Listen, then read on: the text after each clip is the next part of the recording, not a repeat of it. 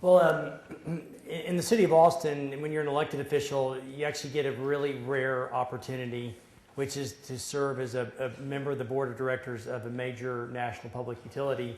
In fact, Austin Energy is the largest utility in the nation, where elected officials are the board of directors for a utility, and that's generally been kind of frowned upon. In fact, this city has been asked to strip that authority on several occasions and has always rejected it.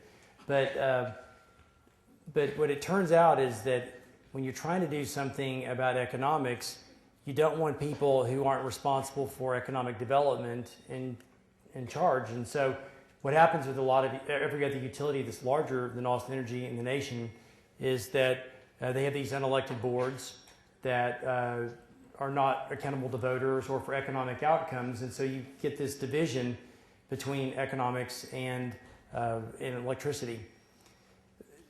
But anyway, this is why I even had a seat at the table. But starting right around the time I got elected, several of us were having discussions about what can we do to make a difference economically in clean energy, and it was really hard to figure out. And no one knew. I remember we would have conversations. We had a meeting once. It was Roger Duncan and me and Kirk Watson and Pike Powers and some other folks, and we were all saying, maybe it's this or maybe it's that, and the truth is nobody knew. And so around 2008, we started plunging into this again in a more concerted way, trying to figure it out. And there was a lesson, which is when you're trying to figure out how to be an innovator, there's a lot of times you can learn from other examples in the past. And it turns out that the example that may be the best one to learn from is one we created here in this region, and that is partnering the University of Texas and private employers and the city of Austin together on efforts to change industries. This was first tried thanks to the idea of the University of Texas's Dean of the School of Business, George Kosmetsky, who came here in the 1970s, and he came up with an idea which is called the Technopolis. And he said, if you can bring together a research university and the best companies and the best in the private sector to take on challenges, then you can actually become an innovation center and create jobs. If you link job training to it, you can create opportunities for people of all skill levels. So we were like, let's go back to that wisdom. So we brought together the University of Texas, Austin Energy, City of Austin, and we created a lot of great companies. We created one of the nation's best environmental organizations, the Environmental Defense Fund, and we came together and said, what can we do and how can we make a difference? And so we'll get into more about what we did, but I wanted to give you a little background of why it really matters, why Austin is the best place, I believe truly is the best place to be that innovation center in clean energy, is because of a confluence of some very fortuitous things, which is elected officials as the board member of a utility, and the fact that the University of Texas and the city of Austin for a generation now have done the biggest economic and technology commercialization challenges as a partnership. And so we have two people here with me, and I want to tell you a little bit about each of them because they won't brag on themselves, or at least not as much as they should. And so Karl Rabago's resume only scratches at the surface of what this guy did, because and you'll have to correct me if I get this wrong, Karl, but Karl was a lawyer in the Army. He got a scholarship from the Army to go to law school. And then after law school was a lawyer teaching at West Point, was going to do what's called an LLM, which is a master's on top of a doctorate. Only the law could go backwards like that. You were going to go to NYU? Penn? Pace. Oh, Pace. And so he was going to international law, and the last minute, an Army lawyer who outranked him decided to do international law instead. So his commander said, Karl, you're going to have to, or Captain Rabago, you're going to have to go do environmental law. and so Karl did that, and through that got an internship with Bobby Kennedy Jr. with Hudson River Keepers, and discovered that he had a mixture of talent and passion for not the law, but for using the law and his skills to make a difference in the environment. Came to Texas, hooked on with the environment, did work with the Environmental Defense Fund, and then became one of Governor Ann Richards' public utility commissioners, who set all the policy for utilities. After that, went back to the Environmental Defense Fund. It went to the Department of Energy under President Clinton, and then worked for the Rocky Mountain Institute. And while he was there, he co-wrote a book called Small is Profitable, which is, y'all, it's the Bible of what we're all trying to do. The head of it, Amory Levins, has also written a book you might have heard of called Natural Capitalism, which is another great book. But eventually, Karl, after being at Rocky Mountain Institute, was in Houston with an energy company, and then after a national search, was recruited to replace Roger Duncan in Roger Duncan's old position as head of distributed energy services that Roger had really used as a platform to elevate Austin as an international leader in clean energy. Michael Weber is for me as a non-engineer one of the most non-engineer engineers you'll ever meet, and so I mean he can recognize the lack of precision that the rest of the world thinks and talk with us like we're real people, and but when we came together in the spring of 2008 to try to in earnest go, okay, this time we're going to do what we did for a generation of bringing together the university and bring together the private sector and environmental groups and citizens in the public sector. Michael was one of the 7 people who's at the table. Was one of 3 people from the University of Texas of the original 7. And Michael last year was a finalist for a White House Fellow. That is what 24 people in the nation, or how many people in the finals? There were 30 finalists and 15 got. Yeah. So you have to be under the age of 40. You have to be the best of the best. You go travel with the Secretary of State, work for the President of the United States. These are really prestigious. So Michael was selected in an elite group of 30 people as a White House Fellow. He's an expert on the link of water and energy, which is a real deal. He's made me a believer. And then another great thing about Austin and all the connection is Michael, as a professor at the University of Texas, is a member of the Electric Utility Commission, which makes policy for Austin Energy. So if there's any place where the linkage between the utility and the university is, Michael Weber may be the closest, tightest link between the university and the utility. So we've really got two superstars in their field, and it's a privilege to get to work with these guys and be with them. But at this point, I'm going to turn it over to one of them, Karl Rabago.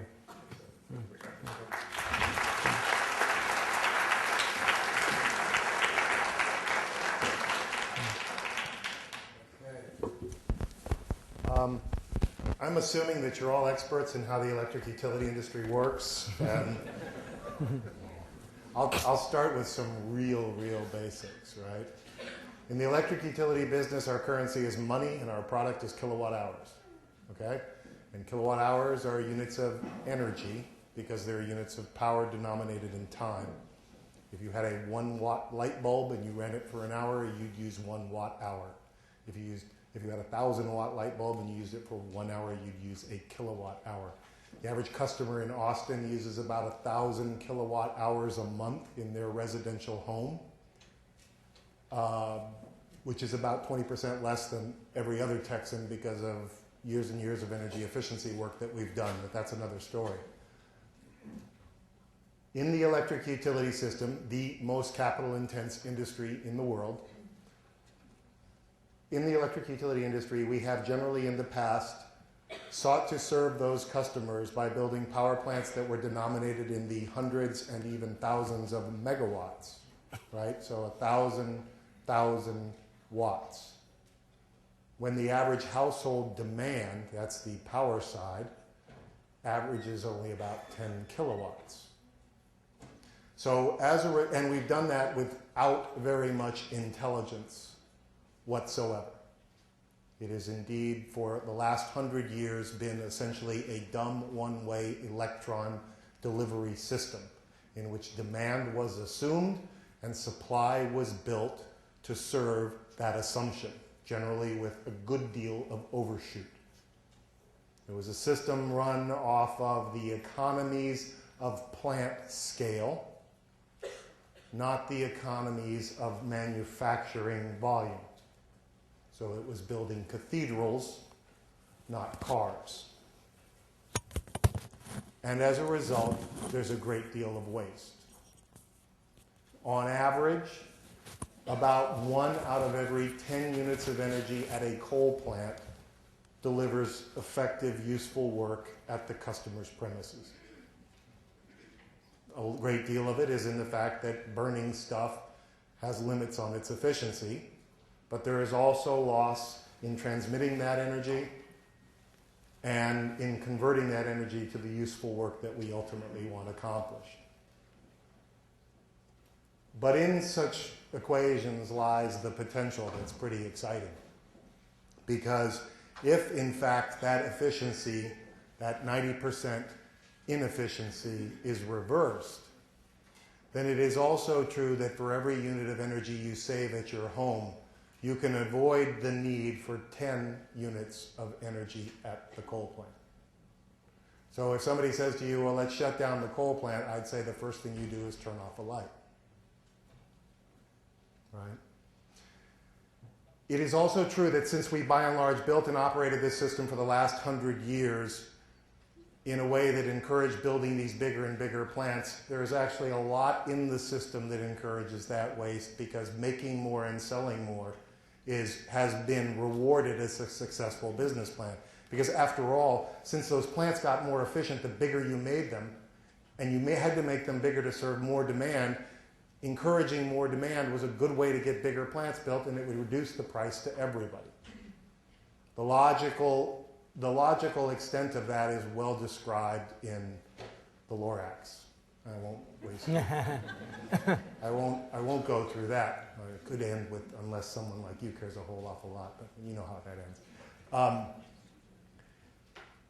So the system rewards that size, and it rewards that inefficiency because that incremental inefficiency led to a system benefit for all of society. Utilities were organized because if we all came together as customers and we all came together with a single operating system, we could actually get some benefits for everyone. We are all connected on our electric grid, and that actually makes it a little easier to operate that big system. Because if you turn off your lights, she might turn on hers, and we can just keep the power plant humming along. So there is a universality in our electric system, just like there is in, well, you saw Avatar. We're all connected. Did anybody not see Avatar? So, oh my gosh. Man. Get your noses out of your books, stop studying, and go to the movies. It's that 2.5 hours, but I will warn you, go to the bathroom before you start the movie, because you're not going to want to get up, right? It's just, you're like, oh my God. Okay, anyway, we're all connected, especially on our electricity. So with that as a preamble, what I want to do is set the stage for you about what's exciting to the electric utility business. And it's so big. I mean, it's so huge for us. This is stuff we didn't grow up doing, and it's stuff that senior utility executives didn't grow up becoming an expert in. And we don't need old minds with new solutions in this one, as Daniel Quinn said in Ishmael. We need new minds with new solutions, because there's so much different stuff to be done. And at its nub, it's about the application of intelligence to that dumb one-way electron delivery system. It's about taking what all you younger people take for granted and actually inserting it into the most capital-intensive industry in the world to get even more efficiency out of it. And there's an environmental connection. Here in Texas, for every megawatt hour, so that's a month's worth of consumption, our power plants produce about a ton of carbon dioxide. And a ton of carbon dioxide, to make this really relevant for you, is about the space contained by a McDonald's without the playscape. Okay? So that's what we contribute to the atmosphere every month by using electricity on average in Texas. So there's something to be gained by getting this system smarter. The good news is there's actually something to be gained for a utility too. If we can make the system smarter, we can make the system run more reliably, and anybody who's ever had the power go out while you were trying to work on a project knows how important it is that not happen. It's also important to our industries, everything from the banking guys to the guys that make chips to operating rooms and a lot of other things in our society that depend on continuous and reliable electricity. So if we can make our grid smarter, we can do things that we get measured on in our business, like cost effectively delivering our services, which gives us a low cost of debt, which allows us to not pass on as much cost to our customers, and keeping our customers satisfied and meeting those acronyms, which you don't have to worry about, but it's system average interruption rates and outage rates. If we do that, we perform well and for our customers, and we save them money. Making the grid smarter is about the only way we think we can also get to the goals that our elected officials, like when Brewster was on the council, set for us as a utility. Some of the most progressive, when they were set, some of the most progressive goals in the country, to get another 700 megawatts of energy efficiency, but we're proposing it go up to 800. To get 30% of our energy from renewable sources, we're proposing it goes up to 35. To get another 100 megawatts of solar energy, which we're proposing that it go up to 200. We can't do that unless the grid gets smarter. We can't do that unless we add a lot more intelligence to the way electricity is made, the way electricity is distributed, and the way electricity is used. So we can't get our job done unless we get smarter, and that's our business proposition for the smart grid. What do we think the smart grid is? Again, it's that application of information technology and intelligence to the electric grid. It means adding, as you see up here, sort of communications and networks and hardware and software, which is what we all define as the information technology systems. It also, by the way, enables us to do things like plug in cars and get value out of that. The smart grid also becomes a layer of controls on top of our electric system. Electrical engineers manage our electric system to keep it operating, and they live and die by 60 hertz. It's keeping the system balanced is everything to the electrical side of the system. But it also allows us to do that by managing the smaller and smaller nodes in the grid if we apply the smart grid technology. And that's beneficial to us too, because as we've seen, every time you ever see a news story about a blackout, about half the times it's a suicidal squirrel. It's really hard. It's really hard being a squirrel. They jump onto a wire, into a transformer, they blow it up, and it causes a sudden fall. If you cut off a power line, say with a street or a shopping center behind it, the system suddenly doesn't have to serve that load. And as a result, the generating plants spin higher. It's like the chain coming off of your bicycle. Your feet suddenly go very fast. And that spinning high is a dangerous condition. It will cause a power plant to crash. So the power plant says, well, I'm not doing that. It shuts itself down. And as it shuts itself down, then suddenly there's a big sag in energy that the other power plant sees. And the other power plant says, I'm shutting myself down. And pretty soon something like one power plant going down shuts off the eastern seaboard. That kind of cascading failure can hopefully be reduced by having a smarter grid. And maybe you can cure the problems as we go along. The smart grid is also the natural progression of technologies. As Watts Wacker, who is the futurist for Apple, I think it was once, maybe not Apple, anyway, once said, all technology integrates to invisibility. The good, at least the successful ones. Successful technology integrates to invisibility. Think of the electric motor. 100 years ago, you bought it in the Sears catalog for the equivalent of $80 or $90 today. And then in the succeeding pages of the catalog were appliances and attachments that you put on it. Now we have electric motors running everywhere. Highly successful technology that integrated to invisibility in our lives. Technology wants to do that. It wants to do it with computers. Some of us are big enough to remember mainframes and univacs going all the way down to computers everywhere now. The same progression in telecom, and we think the same progression in the electric utility industry. From a business point of view, for any of the business people out there, it also means that margins migrate downstream, but that's another lecture. So what's our architectural vision of the smart grid here in Austin? 2 phases so far. Phase 1, Smart Grid 1.0, and Smart Grid 2.0. We just about finished Smart Grid 1.0. It's that information network that we built on the system that most of you aren't aware of. We've deployed over 400,000 smart meters. Every residential customer now has a smart meter. We've got a lot of more smart technology in our distribution grid. We're doing some more. We're not quite finished with it. But it's out there deploying the infrastructure that connects our power plants through our transmission, through our distribution, through our side to the meter that customers have, 2.0 is where things really get rocking. Because then we can get inside the house, we and others, get inside the house with in-home displays, appliance controls, price signals, an abundance of opportunity. That's what we're playing for there, to make the customer's interaction with the way they use electricity more meaningful, more environmentally friendly, hopefully more sustainable. Just to throw these things up there, keep it in mind, what are we doing in our little community? And I should say, by the way, there's a little bit of an exemption here for the University of Texas per se. And that's because within certain boundaries, both physical and electrical, the University of Texas operates its own island system.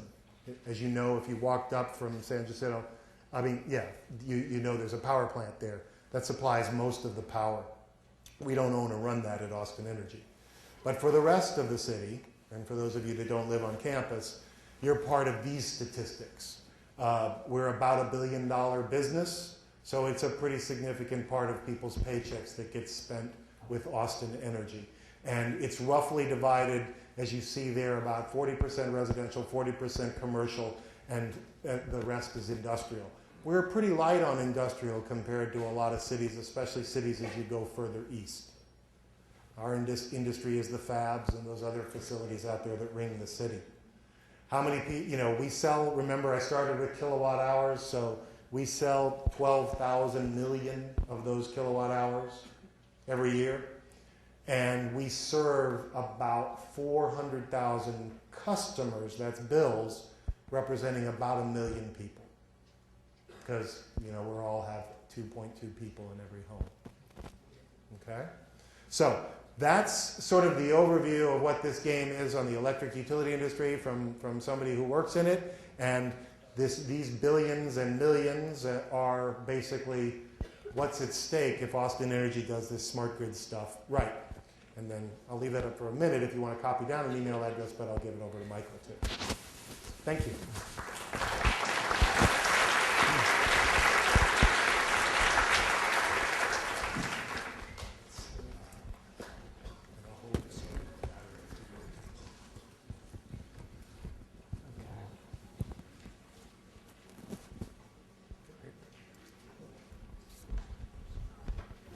So to start, I'm going to explain what the better way to explain what the Pecan Street project is for y'all to see it here, and this is on our YouTube channel. Yeah, hopefully it'll make.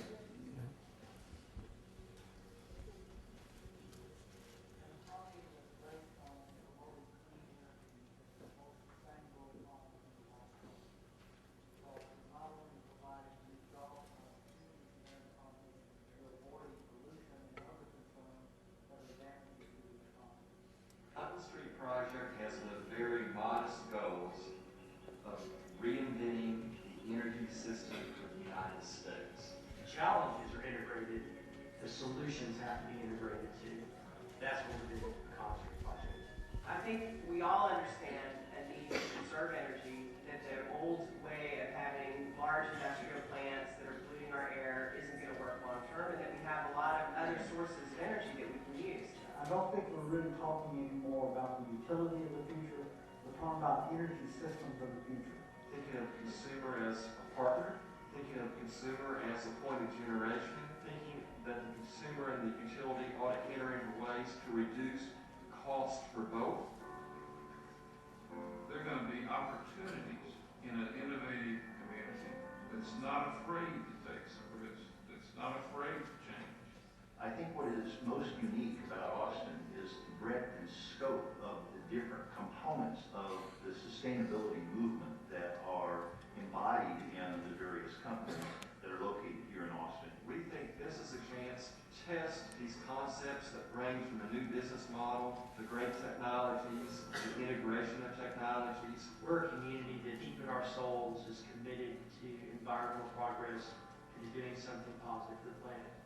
You don't often find the environmental community working with the business community and the University of Texas in such a focused way. When you put it all together with our public managed utility that has also been a great leader in this field, it was kind of almost like magic.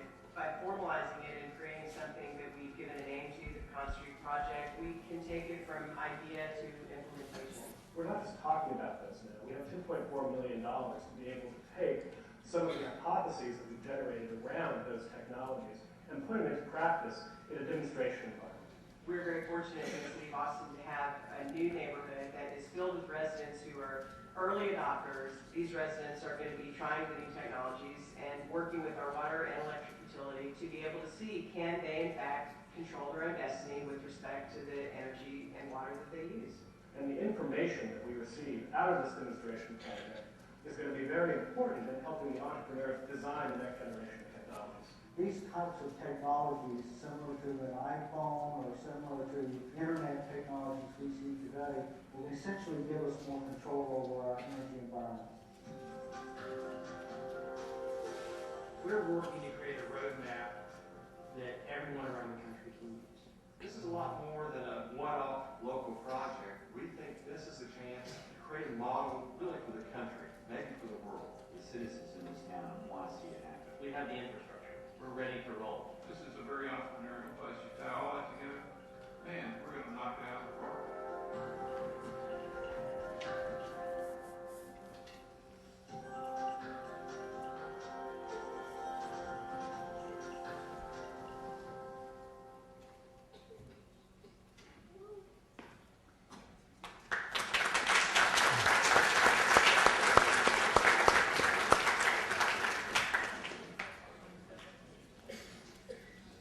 I'm going to tell you a story about why smart grid matters.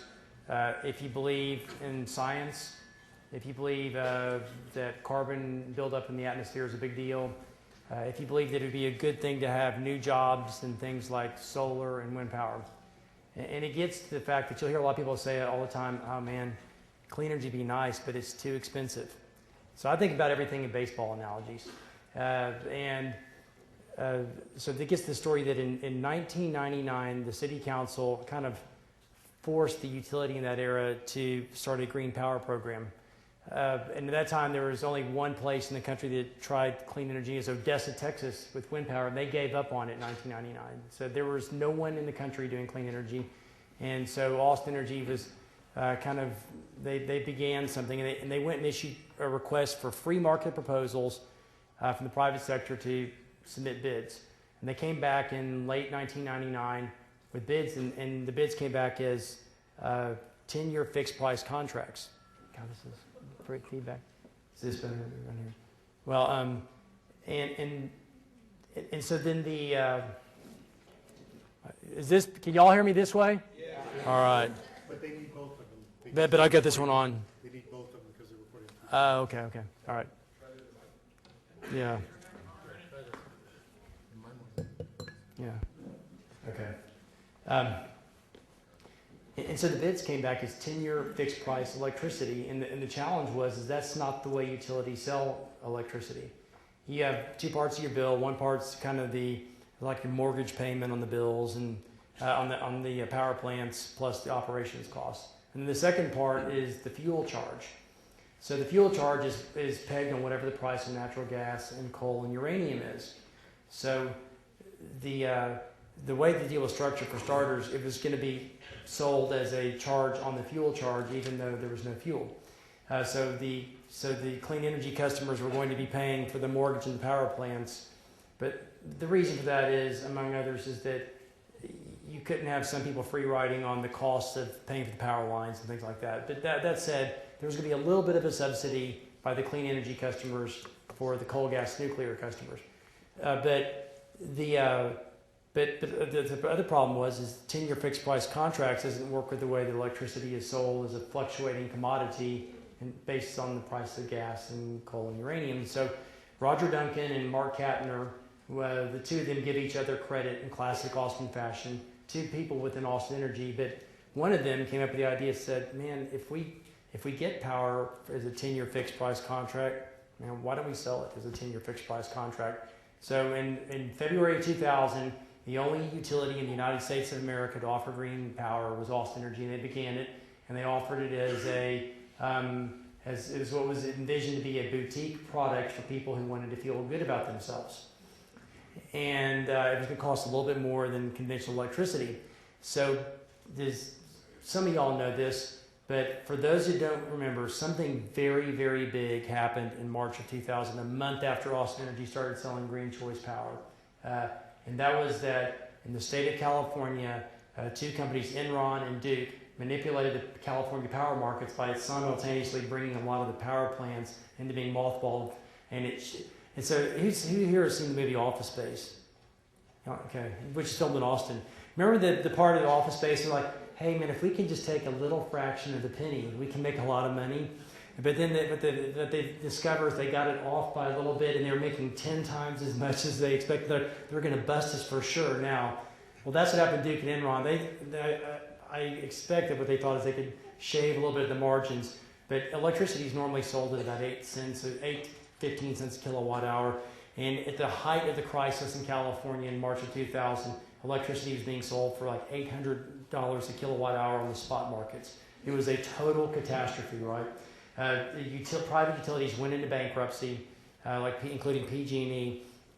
And so suddenly all the big employers in Austin were like, I could buy 10-year fixed price electricity? Man, sign me up. And so it was so successful that they actually had to start rationing out the amount of green energy that the big companies could buy. Ironically, many of whom are now against doing more green energy. But here's the other thing about 10-year fixed price contracts. Inflation does not stop during that 10 years. So what happens if you, like me and a few others in this room, and got Green Choice because we believed in it in 2000, well, you were paying 1.7 cents a kilowatt hour, which was more expensive. But today, the price for coal, gas, nuclear electricity is 3.6 cents a kilowatt hour. And if you got in on Green Choice Batch 1, you were still paying 1.7 cents a kilowatt hour, meaning that coal, gas, nuclear is over 100% more expensive than wind, solar, bioelectricity. Sounds like a good deal, right? And it turns out that that's not the only time that's happened. There have been 5 batches of Green Choice Power over the last decade, all over 10-year fixed price contracts. 4 of them, for going on half a decade or more, have been cheaper than coal, gas, nuclear electricity. This gets back to baseball. If I can find a guy who bats 800, I'm signing him. All right? And so 4 out of 5 batches of clean energy, batting 800. So here's why smart grid matters. If clean energy in 80% of the real world tests here has been cheaper, and it's no doubt environmentally superior by a long shot, why don't we do it all the time? And that is because from an engineering perspective, until we become more adept at managing the grid, and until we are able to do things like store electricity with batteries, you're not able to use a lot of clean energy for the reasons that Karl explained with the sags. Like, for instance, if a squirrel knocks out a power line, well, the same thing happens if all the windmills in Texas hit a lag because of lack of wind, which actually happened in March of 2009. So if we want to create jobs, if we want to do better for the planet, then we want cheaper electricity, by the way, what we need to do is get better at managing the grid through batteries and intelligence and being smarter about the electricity we use. So I've got about a minute left, and so I'm just going to tell you that where we're doing this, which is the only place you could do it, and really just about doing what we're doing is we're at the Miller Development. If you go down Dean Keaton, which becomes Manor Road, so you go about 2 miles from here, you will go to the Miller Development. It's a public-private partnership development, 25% affordable housing, 100% of the buildings are green built, including all the homes, the world's first LEED Platinum hospital, the Dell Children's Hospital, and even the Home Depot is LEED Gold equivalent. So everything is green built. The residents are very enthusiastic about partnering with the University of Texas and with technology companies and with Austin Energy to open up their homes, their businesses, to test out the systems that will help us create new economies and create a better future. So we're uniquely positioned to do that in Austin, and so I'm going to turn over to Mike Weber now, who can explain more of the opportunities there. So that's the bad microphone.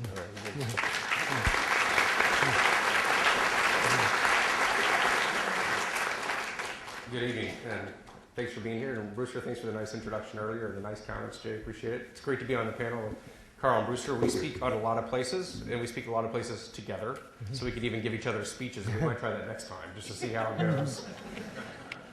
One thing that Brewster didn't mention, or Jay didn't mention, is that I'm actually an alum of the University of Texas. I came here for school as an undergrad, and I took Chemistry 301 into this room, but I was sitting up there, and I survived that. Thank you. And my father was a professor of chemistry here for about 40 years, and just retired recently. He taught in this room many times, so this room means a lot to me and the family, and it's a good part of my connection with the university and now all of you. So I appreciate the opportunity to be back in this room. It was a miserable experience then, but it's much better now. It's getting better. So I'm going to repeat some of the things you've already heard from everybody about Austin and why this is something special going on in Austin, why it makes sense that it's happening in Austin and not Baton Rouge or some other place, right? That Austin's different somehow. So just by a show of hands, I'm kind of curious how many of you in the audience care about the environment or clean energy. So if you care about clean energy environment, raise your hand. Yep, this is Austin, right? So this is one of the big differences. I have 2 hands up in the corner. I'm with you. I would use 2 hands, but I've got a mic, so I got to use 1 hand. Austin has green enthusiasts. We have a green zeitgeist. We've got just this passion for the environment, and it's been there for decades. This is one of the reasons why people move here and live here and stay here. And this makes us different than some cities who don't care, basically. So we care. That's the first step. We have green enthusiasts. We have green energy and clean energy networking events around town, and 400, 500, 600 people show up, 400 people here tonight. This is Austin. And that's a big part of it, is that we have the popular will to do things like this. And because of what you heard already about Austin Energy being municipally owned, that means the utility responds to political will, and the political will responds to popular will. And so we have this unique opportunity where the people want something and actually have the tools available to implement some of it. So this is a unique combination that doesn't happen many places, and that's pretty exciting. One thing you haven't heard, and I think, is how fully, I think you heard some of Brewster, but Austin Energy is really internationally recognized as a leader on many of these issues for some of the things you've already heard. Last year, a year ago this month, March 2009, National Geographic, one of the most respected and sort of highly regarded magazines in the world, did a special feature on energy efficiency. And if you're going to do an international story on energy efficiency, you have to talk about Austin Energy, and they did. They came down and talked about Austin Energy and what they're doing, and they had a picture of Roger Duncan, former general manager of Austin Energy, like a superhero standing on top of energy-efficient appliances in front of Sand Hill, a super-efficient power plant. We're part of the international story. We're part of the solution for an international problem, and this is the way the world sees it. So we have this unique asset, this unique capability, this unique international recognition ties in with this population who cares a lot about these issues. This doesn't happen everywhere. And so this gives Austin a great opportunity to be a part of this lab. You also heard Brewster talk about the Austin model, the public-private partnership that we do, where we get academia and public institutions and private institutions to behave well together. We get along. That seems very natural in Austin, but that actually doesn't happen in a lot of places. This is unique. And we have examples with the Pecan project now, but also Sematech, the MCC, the Microelectronics Consortium.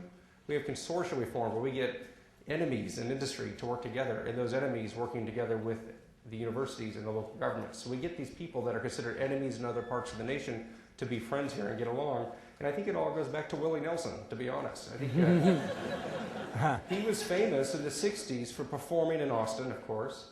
And at his concerts, he had 2 populations, cowboys and hippies. And they would fight in the audience. And Willie would stop and say, oh, come on, can't we all get along? And then we've never been the same since. We get along. I think this is sort of a part of the story in Austin, that we figured out that by working together as a team, we can achieve different kinds of success that we would not have achieved otherwise. And then we do it once, say, hey, that worked, let's do it again. Do it again. And then you get people like Brewster come along, working with Austin Energy and others, say, let's do it again. We did it before. Let's just do it for clean energy this time. Who knows what's next? So I think that's an exciting part of our history and our story. And other countries and other cities send delegates here all the time to say, how do you do it? We're trying to get our failing city or failing country to do a similar kind of thing. And we say, well, it's not easy, it takes some time, but you got to have Willie Nelson and a good attitude. And so we can export some of our technologies and cultural effects.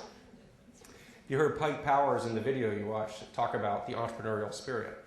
We celebrate entrepreneurs in Austin. We encourage them. We are them. We help them. And we have a lot of companies who start up and try to create wealth, partly because they like Austin. They'd rather do it here than some other city. And this entrepreneurial spirit is tied in with this latest smart grid public-private partnership, where we expect innovation to come out of this, and that will lead to commercial opportunities and patents and jobs and companies and money. We can use that money for good things. So this is a part of our capability that a lot of cities don't have also. We have a history creating jobs and companies and inventing new ideas for wealth. That's very entrepreneurial, and we're going to do it again. And we see that represented in places like the Austin Technology Incubator, the first incubator of its kind, really, and the Clean Energy Incubator at the Austin Technology Incubator, which was the first clean energy incubator in the nation. And that's funded partly by the city of Austin, the federal government, the state government, and Austin Energy, another one of these partnerships. So we have people and places and methods and processes and ecosystems in place to help celebrate the entrepreneur, to create the innovation in a sustained way. That's a big part of the story. And we have UT. UT creates the workforce of the future. You're going to have a smart grid. Well, you heard Karl talk about how the last grid was sort of invented 100 years ago. And so we're going to have a new kind of system. That means a new kind of workforce. Well, who's going to train that workforce? UT is going to do that. You know who else? ACC. ACC is nationally recognized as a leader for a lot of the technical skills and training they do. And we do some of that here at UT. We do research. So we've got a capability in Austin to train the workforce of the future to go with the grid of the future. That's a big part of it, and also to invent some of the technologies. And then we have the semiconductor industry. A lot of the capabilities to make solar panels and some of these refined technologies already exist in Austin with our engineering workforce and with our companies. And they're already tooling up for this. They're ready. They want this. I'm amazed at the growth of this new direction for some of these companies. We also have photons in Austin, which is good news. If you want to do solar energy, it's good to have sunlight. I'd rather be here with solar panels than New Jersey. And I'd rather be here for a lot of reasons.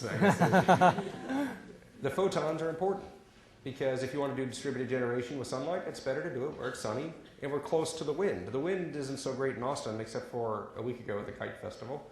But it's great in West Texas and great on the coast, and we're not so far away, and that sure makes it easier because we don't have to string 5,000 miles of transmission lines to get it, just a couple hundred miles.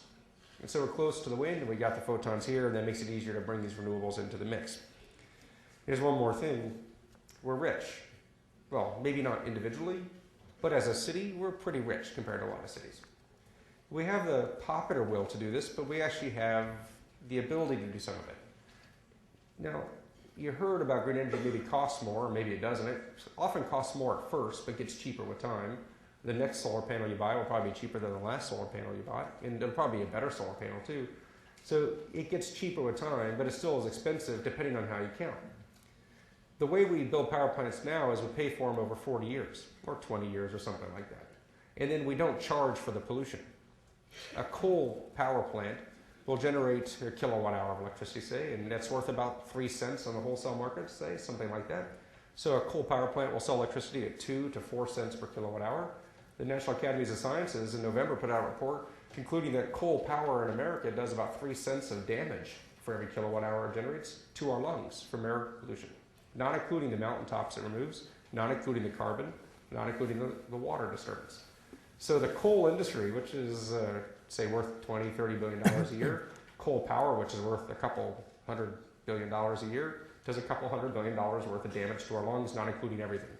This is pretty interesting, but we don't include that in the cost, so we call coal cheap. If you include that in the cost, coal's about twice as expensive. So we look at solar or wind or some of these other novel technologies and techniques, and they look more expensive up front, but they don't have those other costs. So if you calculate it the right way, then it doesn't look so expensive. And if you paid for it over 20, 30, 40 years, it wouldn't be so expensive either. However, our markets aren't quite there yet, so it is more expensive up front, but we actually have some capability to pay for it in a way that other cities don't. What we're going to do is buy a Cadillac system. We're going to pay more for a better system. We're going to buy a Mercedes-Benz. We're going to pay more for a better system, and that system will last longer and be cleaner and be more resilient and more reliable. I'd much rather pay more for something better if I can afford it. And we have more ability to afford it in Austin than other cities. That doesn't mean it's easy. It's very complicated to find a way to pay for it. But we're better positioned for this than, say, Detroit or other cities that are struggling right now. So this is good news that we're time to rich. This puts us in the right position to get this moving. And then lastly, if we're going to go from a dumb grid to a smart grid, that's good for us because Austin's smart. How many of you in here are smart, just out of curiosity? No, not as many who like the environment, apparently. Karl didn't raise his hand. I thought that was interesting. We are better educated people in Austin than a lot of places. We have higher degrees, higher education, better schools. In a lot of places, we're very fortunate. This is a good news story. That means we have smart consumers. So one of the challenges of the smart grid is that it needs smart appliances, smart markets. It also needs smart consumers. And we're in a position to understand some of the trade-offs and get it going. These combinations all together put us in position to be the energy lab of the future, for the smart grid of the future. How fortunate we are today. Thank you. I'll just take this one. Because we have a commitment to keep you all on time. Instead of me asking questions, why don't y'all start asking questions? So, yeah. Actually, with the smart meter, one of the things I'm curious about is whether I can access that information. If I can access that data, I'm not going to make friends for myself, but a lot of these people are smart. So if I can give them that data in their house and say, you are currently above average, you are currently below average, is this currently normal? So, Karl, why don't you answer that and repeat the question, too? Yeah, I mean, they said both. The question was, you talk about smart meters. Can I access that data? I might really do something.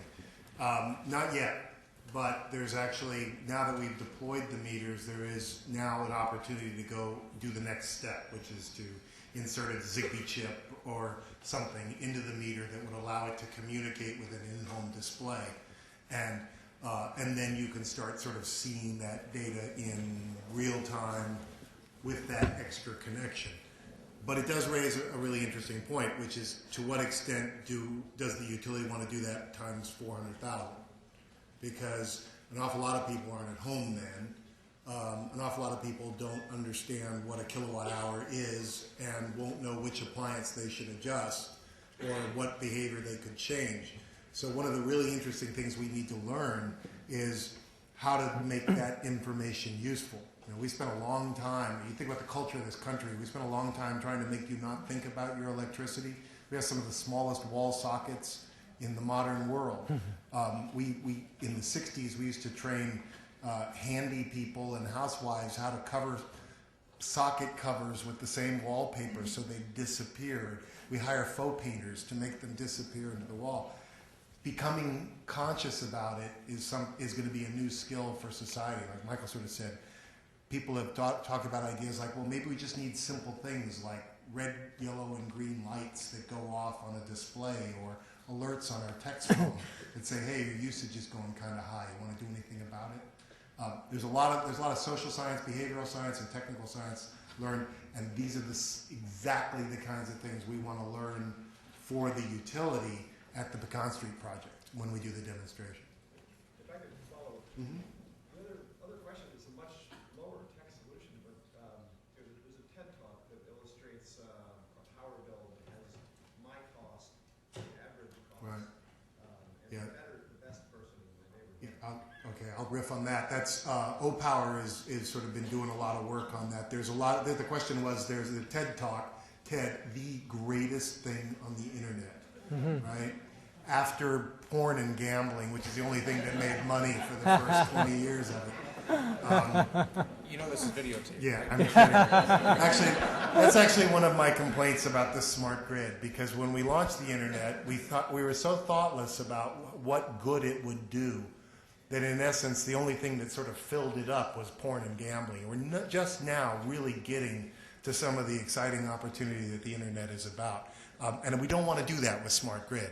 You can't do porn and gambling on smart grid, but well, maybe you can. That was the Enron story. Anyway, going back to your point, there is some evidence that if I give you information, Was Enron gambling? yes. There's some evidence that suggests that if I show you how your energy consumption fares compared to 20 or 50 similarly situated customers, and I add a smiley face or a frowny face to it, Or porn. I can get you to change your consumption behavior. And that's another one of the things we want to try there. There's a real question of persistence. And that's another, in those psychology classes they teach you, we're real good at responding to stimuli, but it fades after a while. So we want to learn about that too. Yeah, you, sir. I can. So I've been in Austin off and on for quite a while, so I remember the good old days of STNP. Some of the things that I've heard today kind of reference or brings back those memories of STNP. New jobs, alternative fuels, et cetera, paying more now for future. A two-part question then is what lessons can we learn from STNP? And then the follow-up question to that is what challenges from a political perspective, from a policy perspective, from a business perspective, do you see moving forward with the smart grid relative to STNP? I'm trying to keep this one clean. So the question is about the history of prior examples where someone says, I got something new, it's going to cost more up front, but it's going to save you money later, be too cheap to meter, maybe even. And that was STNP is one example, South Texas Nuclear Project, which has been renamed, by the way, just STP. The nuclear has been taken out for branding or other purposes. And there's a lot to learn from that prior lesson, and a lot of that was true, actually. So they did say it'd be a lot of money up front, and it was. It was a lot more even than they told us. So the cost overruns were enormous with STNP. It became very expensive up front, one of the most expensive power plants in the nation, depending on how you count. We have 104 nuclear reactors in the nation. This isn't the most expensive, but it's among the most, like the 12 most expensive, say, when you built it. It's also one of the cheapest to operate in the nation. In fact, I think they set records last couple of years for being the cheapest nuclear reactors in the nation. So the story is partly true. It sure costs a lot to build, more than we bargained for. And it sure has been cheap and reliable, at least recently. It's setting all sorts of records. So it's become a good news story, and a lot of people have forgotten the bad news story part of it. But there's some lessons to learn. It was painful, it was expensive, we had all sorts of issues. So this is one of the things we wish to avoid. Is this going to be more expensive than we think? There's some big differences here. That was a one-of-a-kind, or a two-of-a-kind, really. 2 nuclear reactors at STP. Here we're talking about more of a consumer appliance approach with hundreds of thousands of solar panels, hundreds of thousands of new smart appliances, or maybe millions. And you get different kind of economies of scale and price points and different responsivity. If you're only building 2, it's hard to correct midstream. If you're making millions, you can improve over the years it takes to roll it out. So there's some opportunities here to be better. I'm more optimistic this time about the upfront cost versus long-term reliability because the fuel situation is different also. I don't expect the sun or the wind to become more expensive someday. I expect them to remain free, for example. I expect that having distributed energy will be more resilient against hurricanes because it won't take them all out at once, but it could take out one power plant that's on the coast. So I think these things that we don't put a price on become useful. Having said all that, I think nuclear actually blends into this mix okay, and nuclear remains a part of the mix for Austin for at least the next decade or so. So it's not bad to have emissions-free baseload power that comes along with everything else, and especially now that we paid for it, we might as well use it.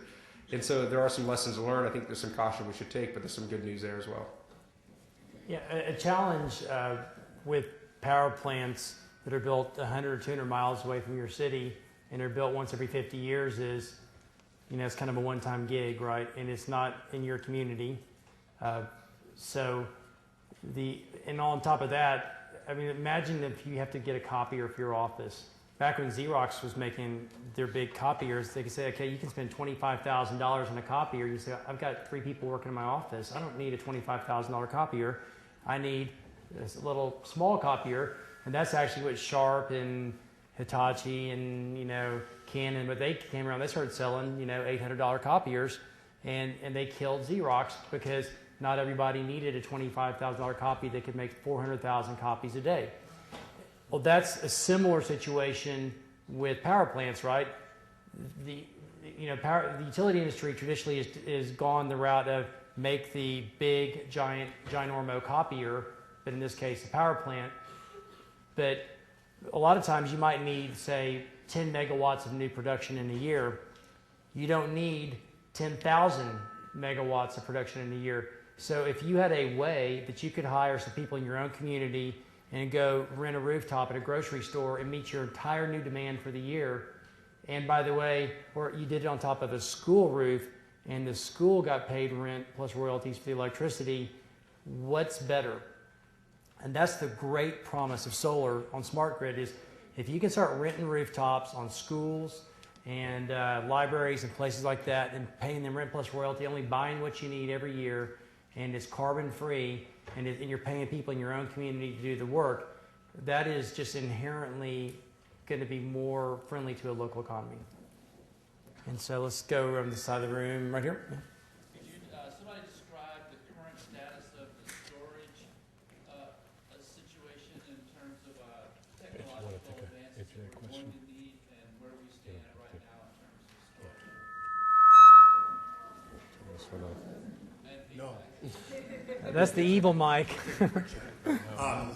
There's a whole lot of, the question was what's going on in storage, where does it stand, and what's going to happen, what are we going to need?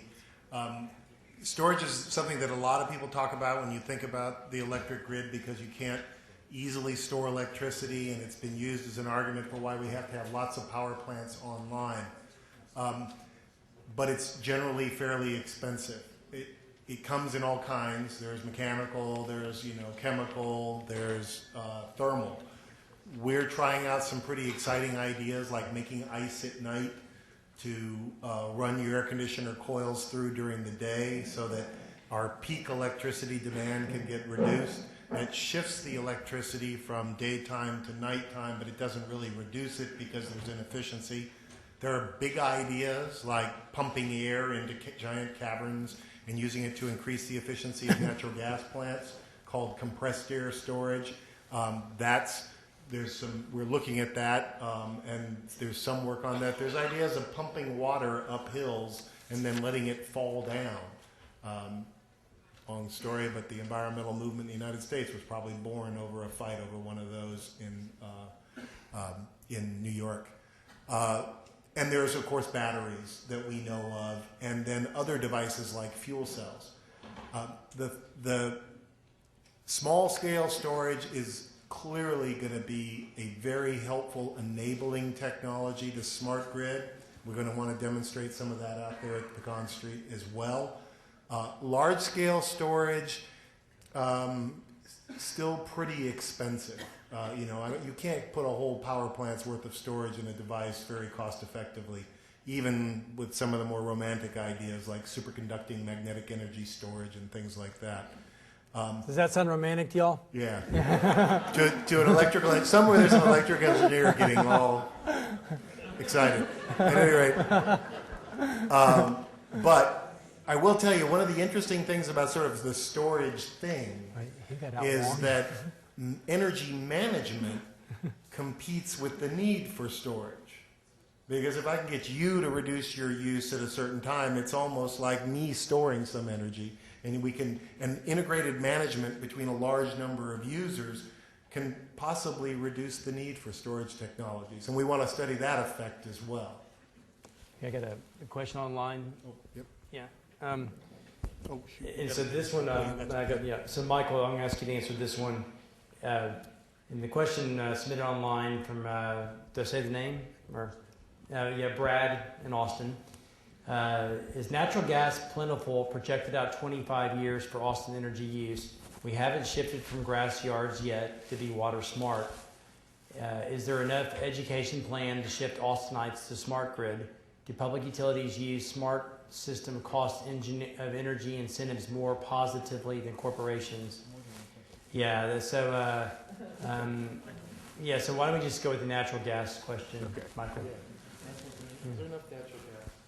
Okay, so question is there enough natural gas to change our energy position? Is that sort of Is there enough natural gas plentiful for 25 years out? Is there enough natural gas plentiful for 25 years out? The answer is maybe. So, Next question? Yeah, I'll go on. Or maybe it's not. Well, I'll go on. Okay, so there's a lot of natural gas out there, and we keep finding more. This is a good news story. The resource base seems to grow. Whether there's enough for the next 25 years depends on what we do with our demand. If our demand goes up, say, 1,000% a year for natural gas, then we'll keep up. In fact, even at much lower rates of growth, we've had trouble keeping up. But there's more than we thought just a few years ago. So it depends partly on how much we keep finding and how much we demand, but also depends on price. How much natural gas you can pull out of the ground affordably or economically depends on what the price of natural gas is, which is dependent on geopolitical events and demand and supply and other things. Generally, I think people are more optimistic today about natural gas than, say, in 2003. We actually considered the United States that natural gas production had peaked in the United States in 2003 because it was on the way back down. But now we found so much shale gas, this gas trapped in hard rock in places like Fort Worth and the Dallas-Fort Worth Airport. If you fly in, you'll see them drilling for natural gas at the airport. We found more production there. We're actually back higher than where we were in 2003. Natural gas is a good news story for the Pecan Street Project and Smart Grid and for the state of Texas for a couple of reasons. Natural gas is one of our major industries. We provide about a third of the nation's natural gas from Texas. The nation really benefits from us producing it. It's a low carbon fuel, half the carbon intensity of coal, especially when used with these super efficient natural gas combined cycle power plants. Natural gas can be turned on and off more easily than other plants, and so it's a useful complement to go along with wind and solar as backup firming power. So the fact that we have so much natural gas capacity built with power plants in Texas, and we have so much natural gas in Texas, means Texas is uniquely positioned to integrate more wind and solar into our grid. We can back it up. That's a good news story for us. And we make money in the process because it's a domestic fuel. So it looks to me, by most resource estimates, that we got 25 years of natural gas, even with growth in demand, and that's mostly a good news story for our carbon footprint, for our emissions, for our pollution, for the money we make here, and for the enabling of these other technologies we wish to bring onto the grid. Yeah, I want to add 2 quick points to that. These are for your homework assignments. Every time everybody talks about a resource like natural gas or coal, they talk about, well, we have enough gas. First of all, 25 years is insulting. My granddaughter isn't even 35 in 25 years, so I need 60, 100 years just to finish out her life, and she's, I think, probably going to have a family too. So we have to think of resources way beyond there. But every time anybody talks about this in the commercials or whatever, listen carefully. Correct me if I'm wrong, but in most cases they say at current rates of consumption. Well, consumption rates are changing, and they're mostly growing. So the real question is, if we continue growing, and as Michael said, if we continue growing, how long does this stuff last? And the second thing is to remember that the Stone Age did not end because we ran out of stones, okay? The fossil age is not going to end because we run out of fossil fuel. Resources are a combination of what's available physically and what we're willing to pay. And we pay, as going back to Michael's other excellent point, we pay in a lot more ways than just in the writing of our check or the drafting of our debit. So we have to keep that. That's the homework assignment. What are you willing to pay? Because that's the real question. One more question. Okay, cool. Yep. So somebody from this side of the room has anybody from this side of the room want to ask a question? Yes.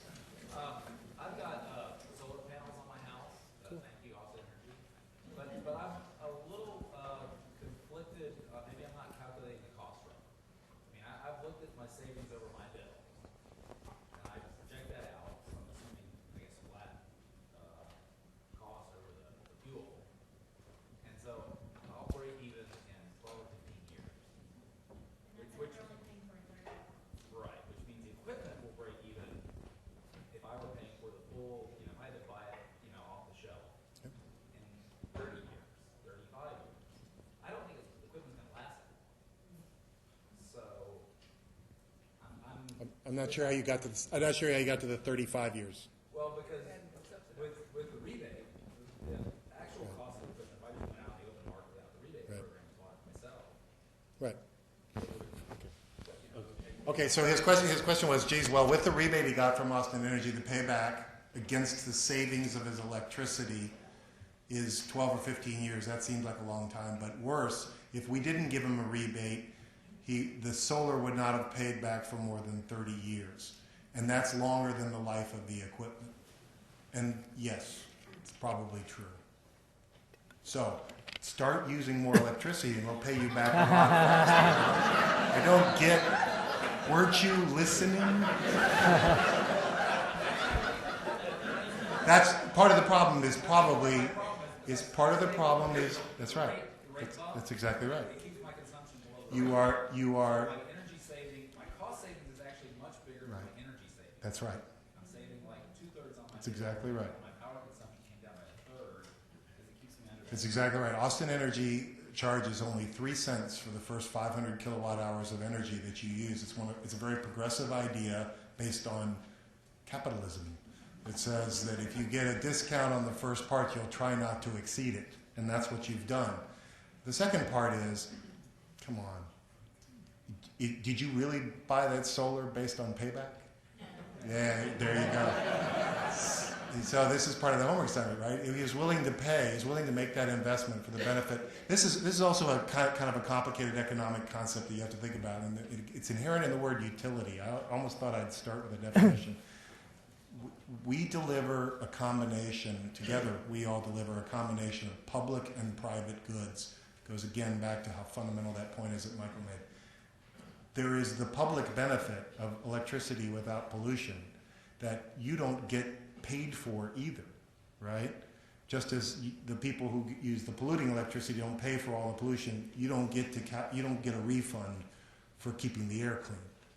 And so that goes both ways. If we could give you, if the system gave you more of the value of what you're providing for all of society, especially what the public gets to share in, your payback would be a lot more realistic. For example, just in calculating the cost of extending wires, the city of Sacramento did a calculation once and found that in alleyways, it's cheaper to install solar-powered lights with batteries than to extend power lines a meter. And who would let their children go to school and have to cross a crossway that was lit by the grid? Look around you. Everywhere today, the most reliable and the most cost-effective way to run that light during those morning and afternoon periods when the kids have to be safe is to use solar for that specialized kind of application where the value is high and the use is particular.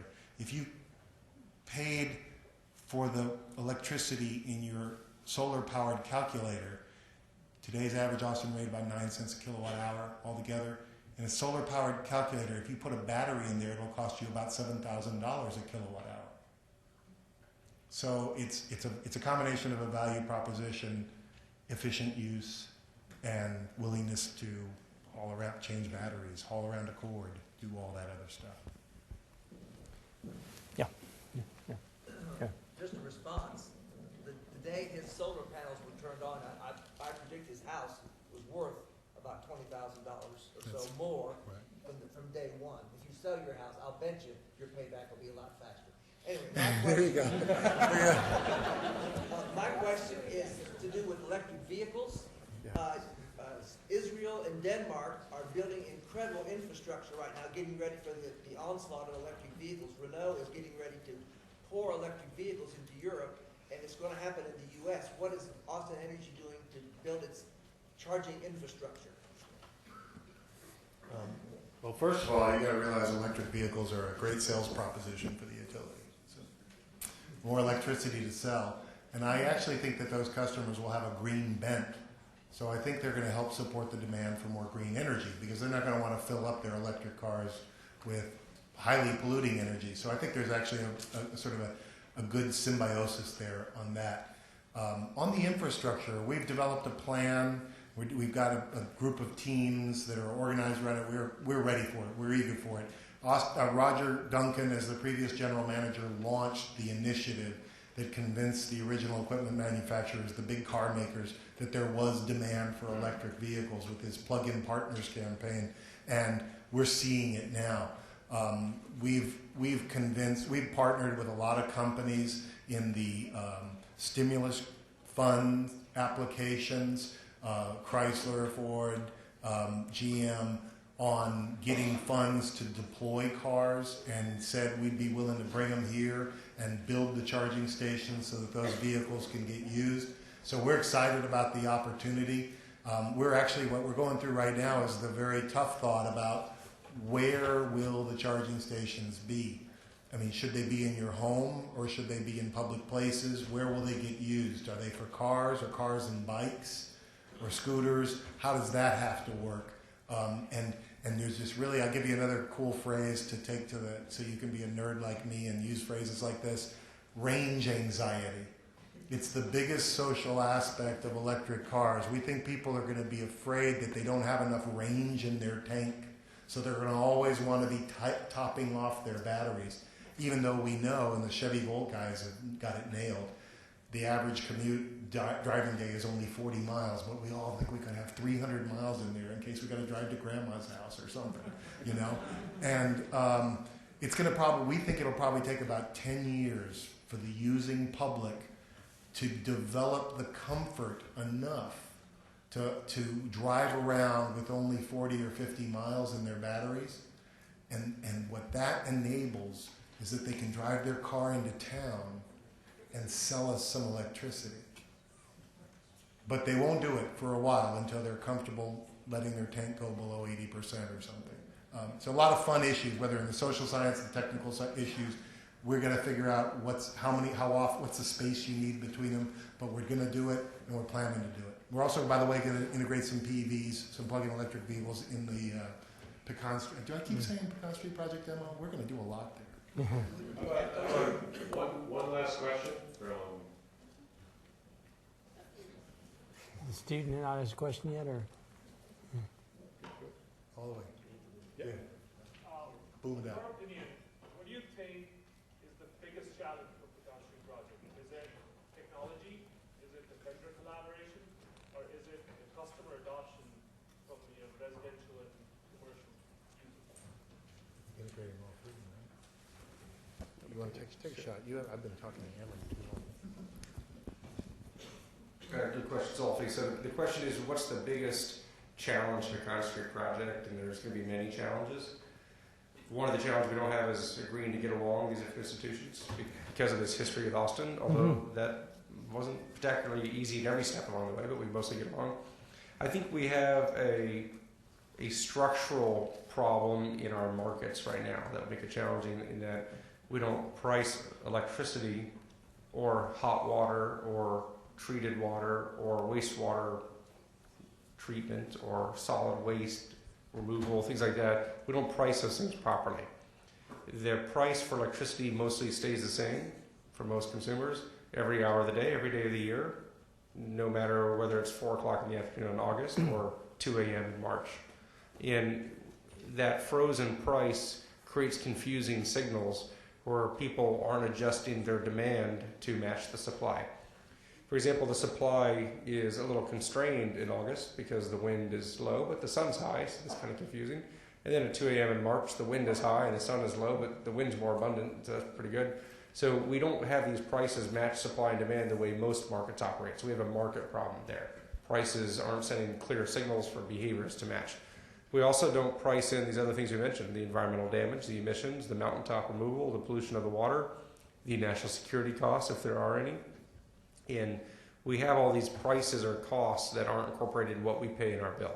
So I think we have fundamental market problems. The markets are designed with an archaic, monopolistic view with frozen prices that don't match supply and demand.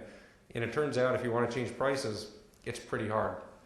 There are a lot of different reasons why it's hard to change prices. If you raise prices to send a signal for conservation, social justice groups and people worried about other consumers who can't afford it will complain for good reason. If you go towards prices that swing during the day, you have to worry about people losing their air conditioning at 4 in the afternoon in August who might be at risk of death if they don't have their air conditioning on. So you have different groups who worry about changes in price, either up or down, or price swings, who will bring up valid points and make this one of our biggest challenges, in my opinion. Well, before we thank the speakers, and I want to thank the person, I think we should also thank you for two things. One, spending time with us here today, but also recognize that these are people who clearly have a passion for making our city and the world really a better place. And so you can be sure they're not working just 9 to 5 on this, that this is something that's they're doing outside of their regular jobs and it's really driving them. So we should express some appreciation for that too. Thank you very much.